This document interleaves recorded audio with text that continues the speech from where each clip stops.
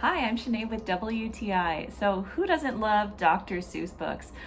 We have a couple of his books, and his ridiculously silly rhymes always keep us entertained.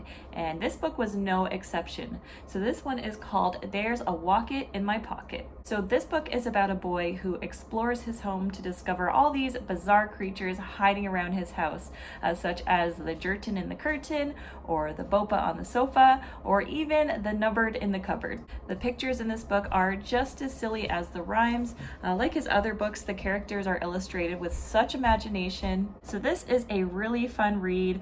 It's not too long. It takes maybe about 3 minutes to read it, which is great as a parent, and it'll have your child wondering if there's a zower in their shower or a zamp in their lamp. So we love this book, and that's our point of view.